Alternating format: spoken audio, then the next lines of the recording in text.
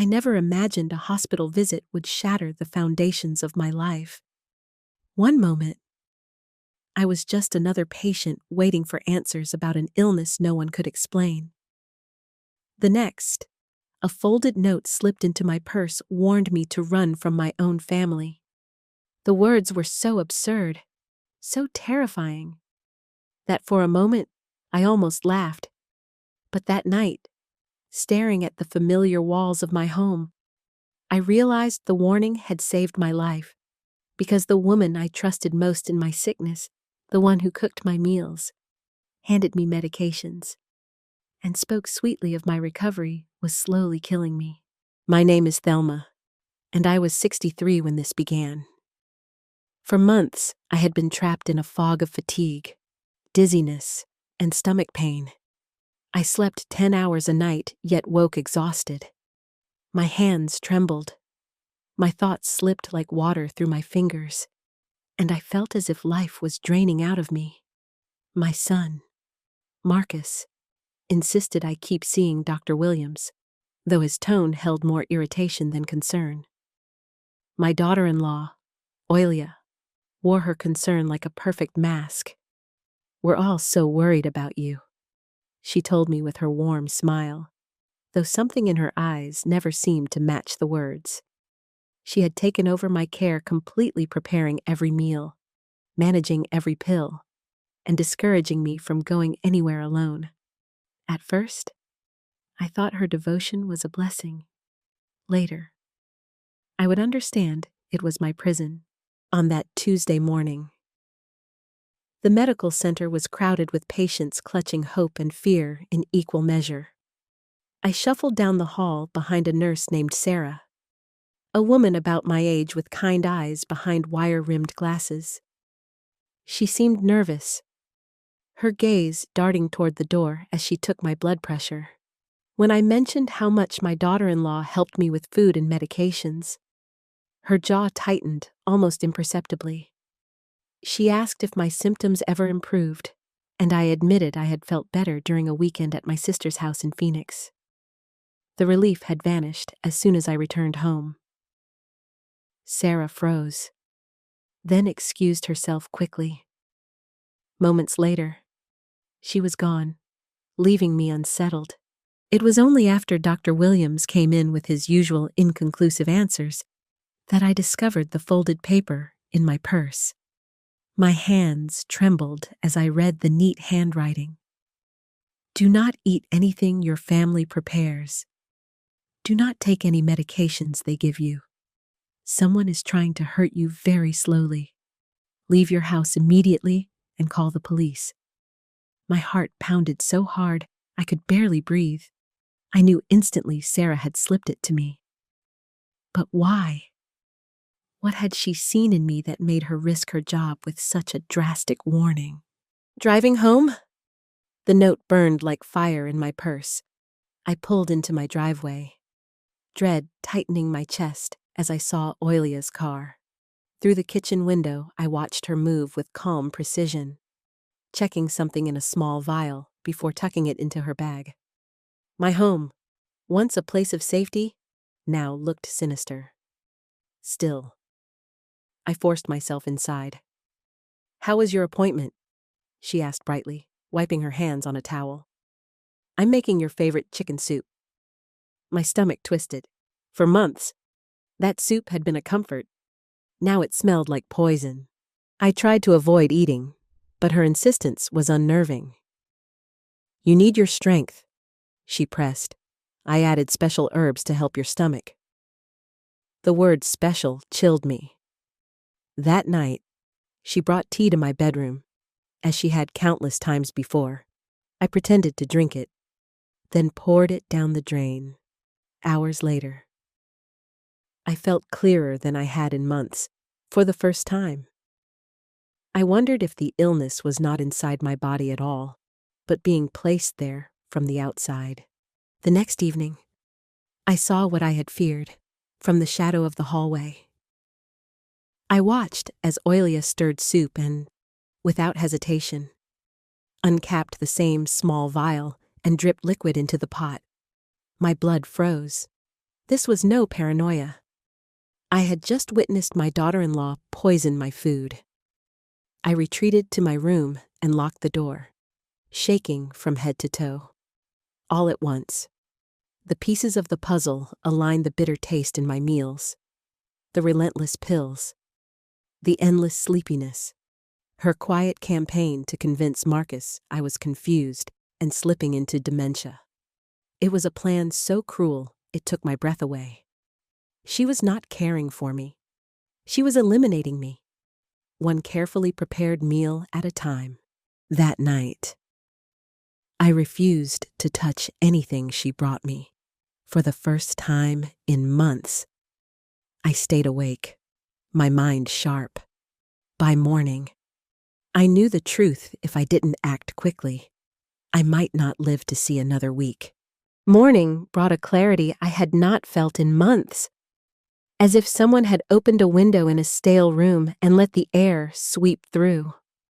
At 7:30 a.m., Oilia arrived in my doorway with a cheerful tray: scrambled eggs, toast, orange juice, and a small dish of 3 pills arranged like pearls. Her smile seemed brighter than the morning light. I watched, detached, as if observing a stranger's life. When I said I wasn't hungry, her concern turned steely beneath the sweetness. She reminded me that Dr. Williams wanted a routine, and that consistency with medications and food was crucial. I said I wanted to review my prescriptions with him directly. Her hand paused midair, fluffing a pillow that did not need fluffing. She insisted it was unnecessary. She knew every detail. I repeated myself, calmly, and saw her eyes narrow, just a fraction, before she recovered the mask and encouraged me to rest. The moment she left the house for work, I called Dr. Williams's office. The receptionist, brisk and kind, checked my file twice. There were no ongoing prescriptions. None. My fingers tightened around the phone. If nothing had been ordered, what had I been swallowing day after day? I booked an appointment for 3:10 p.m. and set the receiver down with a thud that echoed in the quiet kitchen. I called my sister, Linda, in Phoenix, needing a voice tethered to a reality outside my house. She told me that during my visit I had been lucid. We had debated politics and mystery novels and laughed ourselves silly at a cheesy movie. Not once had I seemed confused. When I admitted that my clarity evaporated at home, Linda grew very still. She begged me to leave, to come stay with her. I promised to think about it, the word promise tasting like smoke, because I knew leaving would tip whatever balance remained. A car rolled into the driveway at 11:10 a.m. I glanced out the window and saw the shimmer of Oilia's sedan. Early. Too early. She breezed in carrying deli bags, announcing lunch with the bright efficiency of a flight attendant. She mentioned my 3:00 p.m. appointment before I did, explaining that she had called the office with medication questions and learned of the slot. It took effort not to recoil.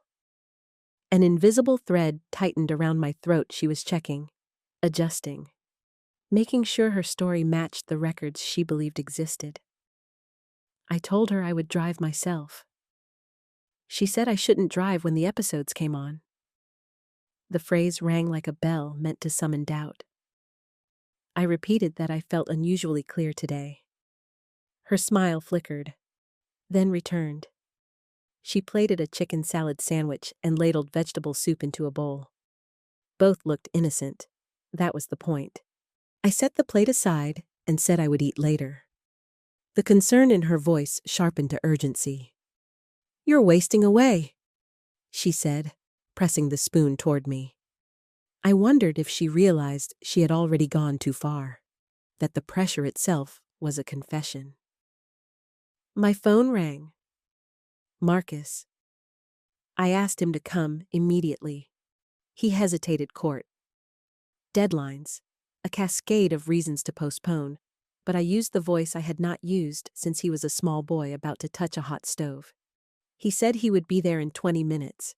He arrived at 12:03 p.m., tired and rumpled. a crease running down his tie like a fault line. I asked him to sit. Before I could speak, Oilia stood behind him with a hand on his shoulder, her posture protective and proprietorial.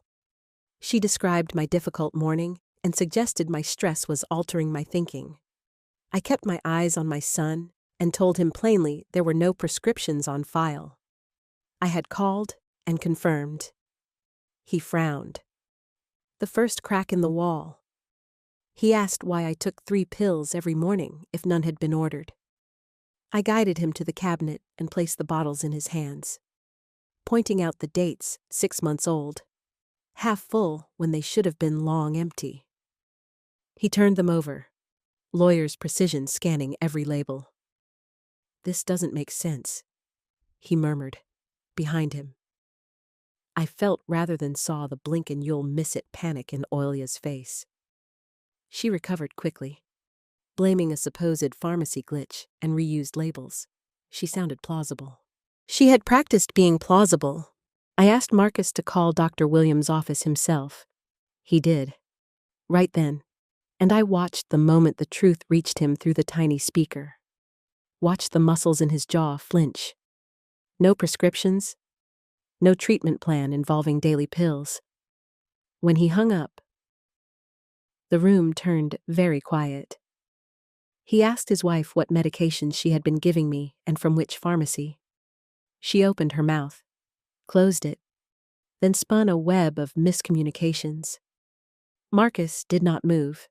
His voice had the measured calm I had heard him use in court. We were going to the doctor now. Alone. No debate. For an instant, the mask fell from her face. Not fear calculation, the grim arithmetic of someone evaluating exits. Then the smile returned, brittle and bright, and she said she would stay to keep the house in order. As we left, a sense of danger trailed us down the walkway like a shadow that would not detach. The drive was a hard silence broken by the thrum of tires. At 2:41 p.m., at a red light, Marcus said that if what I implied was true, he had failed me. I told him he had been deceived by someone who studied people like ledgers and turned love into leverage. "We will look for proof," I said. "Rage can wait. Evidence first." He nodded and, for the first time in a long time, met my eyes with the lucidity of a son who wanted to stand between his mother and harm. We reached the medical center with 19 minutes to spare. Dr. Williams examined me with a focus that felt like a rescue rope. He agreed to run immediate blood and urine panels to screen for sedatives, antiemetics in unusual concentrations, and botanical compounds that could explain fatigue and gastrointestinal distress. He did not call me paranoid. He called the lab. He marked the samples urgent.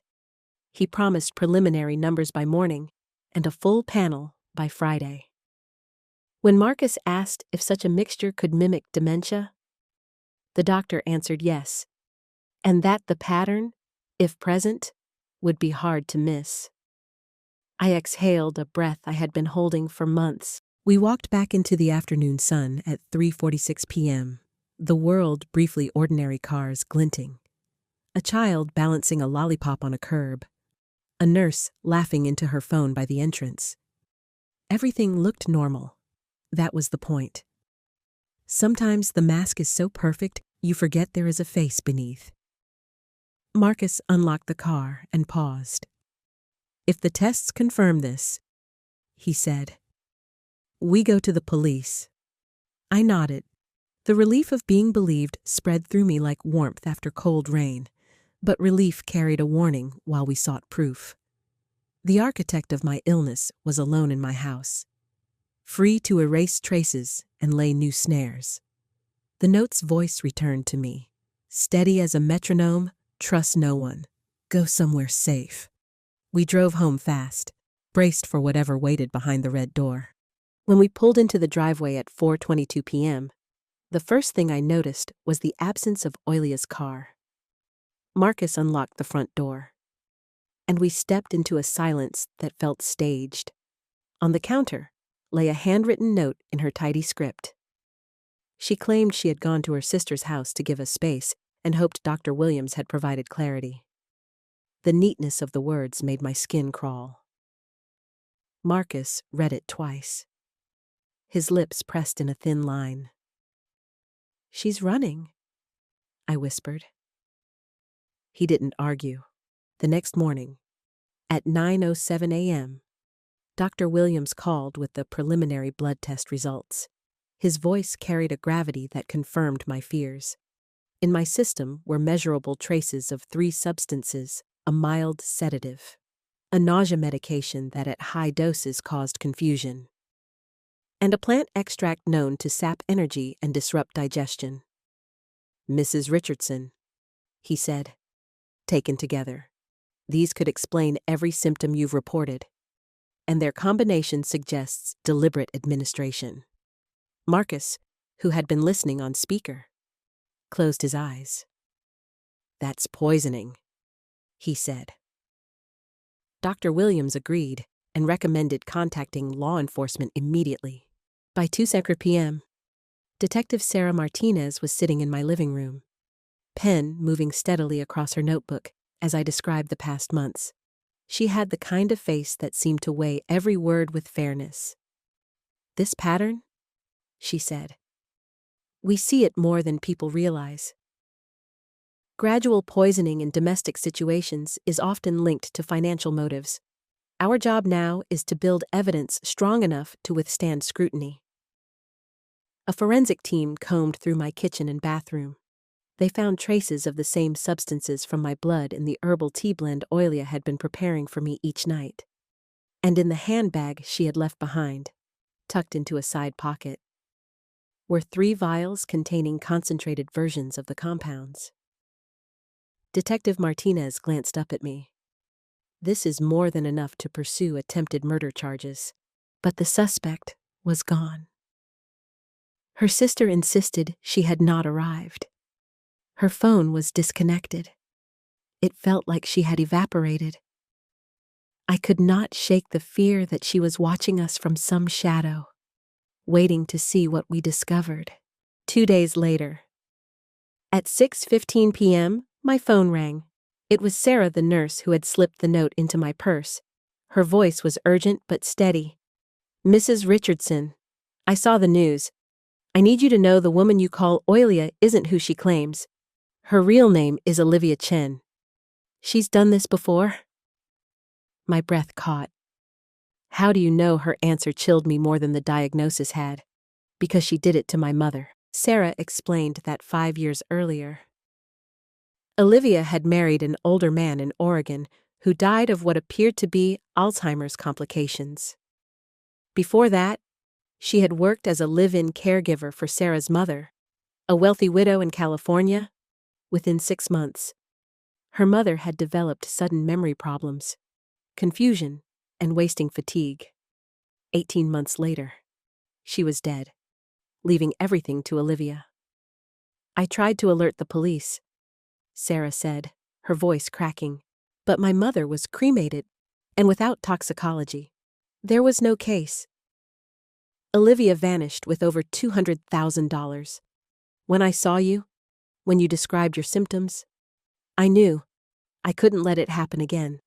Detective Martinez acted swiftly, coordinating with departments in Oregon and California. Old records surfaced: financial transfers, death certificates with vague language, neighbors recalling Olivia's meticulous caretaking. A week later, on a gray Thursday morning, she was arrested at the airport trying to board a flight to Mexico under a false passport. In her luggage, investigators found more vials of clear liquid, forged identification, and over $50,000 in cash. Her calm face in the mugshot looked eerily similar to the smile she wore while stirring my soup. The trial began 6 months later. The courtroom was a theater of betrayal and evidence. I testified about my illness, my suspicions, and the note that had saved me.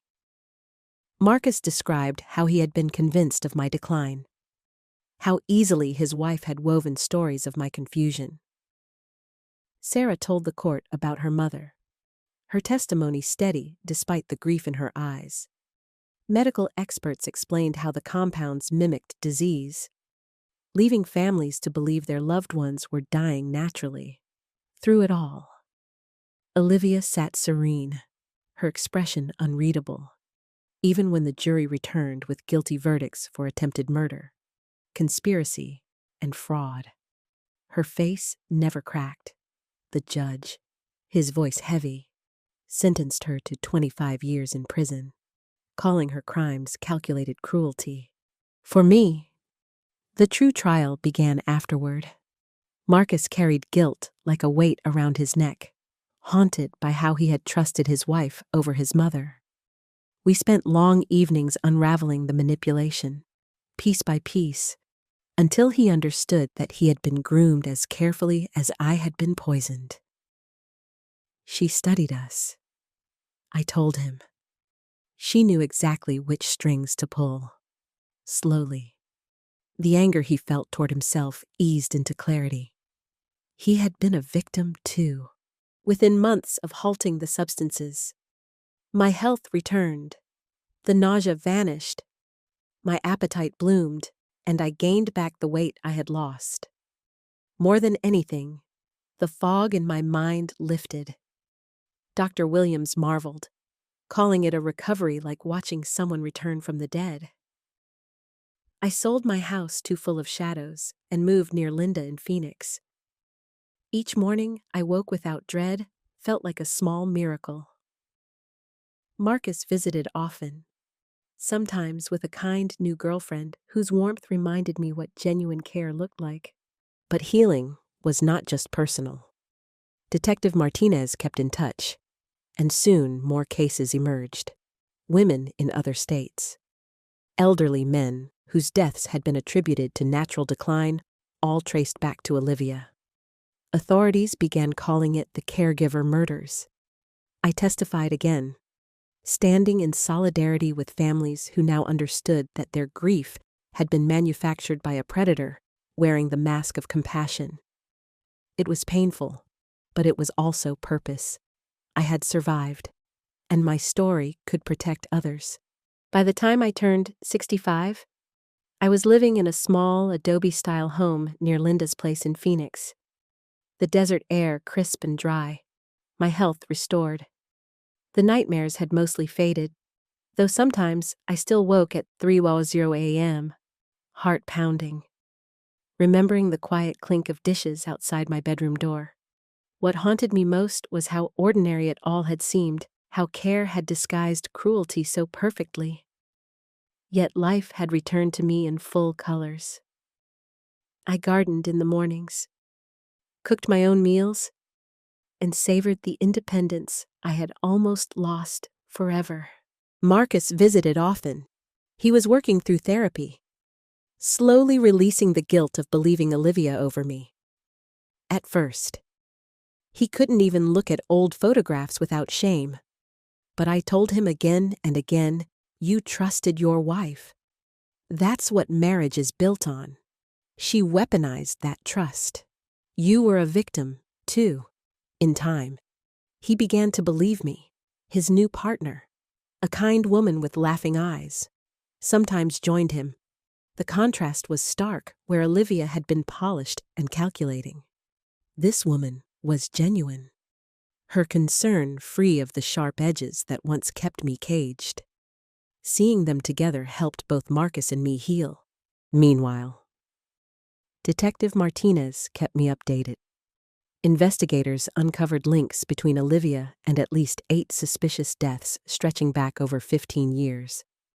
Each case bore the same eerie pattern, a sudden illness, a decline that mimicked dementia or organ failure, a caretaker's convincing concern, and, finally, death that seemed natural until money and property changed hands. Some victims had been cremated, others buried without toxicology tests. Families had grieved without ever suspecting. Only when patterns overlapped across states did the truth emerge. Olivia had studied weaknesses like maps, selecting victims who were vulnerable yet financially comfortable. She wore compassion like armor and wielded deception like a blade. I was asked to testify again in one of these cases. Not against Olivia, she was already serving her sentence, but to help a jury understand how someone like her operated, standing in that courtroom, facing another family who had lost a loved one. I realized my survival had given me a role beyond my own story. I could speak for those who no longer had voices. I could point to the signs, the sudden insistence on controlling meals, the unexplained fatigue that only worsened at home, the confusion that appeared only under one person's care. When the verdict came, I felt the relief ripple through the grieving relatives, the validation that their suspicions had finally found form. Life gradually filled with small joys again. Linda and I shared quiet dinners on her patio, laughing about childhood memories, the desert twilight settling around us. Sometimes Sarah, the nurse whose bravery had saved me, called, and we would talk late into the evening. Our bond was unique, born from the strange twist of fate that connected her mother's tragedy to my survival. She told me she had struggled with guilt for years, blaming herself for not stopping Olivia earlier. I told her what I told Marcus: the blame belonged only to the predator, not the prey. Still, she admitted slipping that note into my purse had finally given her peace. "You were the first one I could save," she said. "It doesn't erase my mother's death, but it gave it meaning. The years since have been a lesson in trust and vigilance. I learned to listen to my instincts, to never dismiss that quiet whisper that says something is wrong. I no longer let anyone convince me that my perceptions are paranoia. And I tell my story whenever I can, not out of bitterness, but as a warning. Because evil rarely arrives with claws bared. It arrives smiling, carrying soup in a porcelain bowl, telling you it only wants what's best. What I discovered is that survival is not just about escaping danger, it's about reclaiming peace. I refuse to live in fear. I choose to live in clarity, surrounded by people who love me without agenda. That is the greatest victory of all, not revenge, not even justice, but freedom. Freedom to breathe without suspicion, to eat without dread, to trust without hesitation. If you've stayed with me until now, I want to thank you. My story could have ended quietly, a footnote in medical records. Another woman lost to a mystery illness. Instead, it became a story of courage, instinct, and the importance of listening to the voices that tell us to look closer. And now, I ask you, what would you do if you were in my place? Have you ever ignored your instincts when something felt wrong? Share your thoughts in the comments below. Your words might help someone else find their strength. And if this story reached you, please like, share, and subscribe so more people can hear it.